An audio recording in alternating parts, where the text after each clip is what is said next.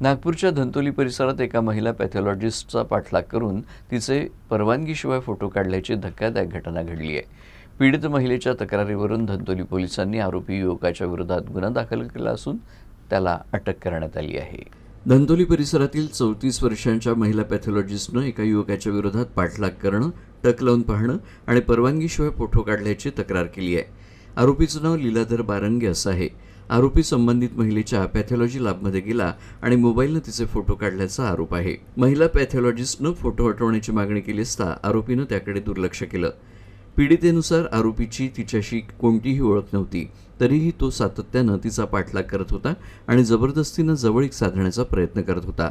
या प्रकारामुळे त्रस्त झालेल्या महिलेनं अखेर धंतोली पोलीस ठाण्यात धाव घेत तक्रार दाखल केली. तक्रारीच्या आधारे धंतोली पोलिसांनी संबंधित कलमांखाली गुन्हा नोंदवून आरोपीला अटक केली असून पुढील तपास सुरू आहे.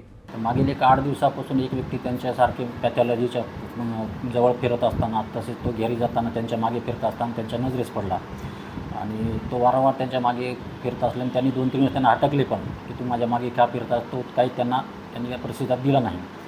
दिनांक 23 रोजी तो परत त्यांच्या पॅथॉलॉजीच्या बाहेर उभा असल्यास दिसल्याने पॅथॉलॉजीतील इतर जे कर्मचारी आहेत त्यांच्यामध्ये त्याला पकडून विचारपूस केली असता त्या व्यक्तीने त्यांच्या पॅथॉलॉजीमधील जे सुपरवायझर त्यांना सांगितले की मॅडम मला आवडतात म्हणून मी त्यांच्या मागे येतो असं त्यांनी सांगितले. त्यामुळे पोलिसांना त्यांनी माहिती दिली आणि त्या व्यक्तीला ताब्यात घेऊन पोलीस स्टेशनला आणलेली आहे आणि त्यानंतर त्यांच्या तक्रारीने गुन्हा दाखल झालेला आहे. त्या व्यक्तीवर त्याचे नाव आहे लीलाधर बारंगे, वय अंदाजे 30 वर्ष, राहणार नरेंद्रनगर पोलियाजवळ.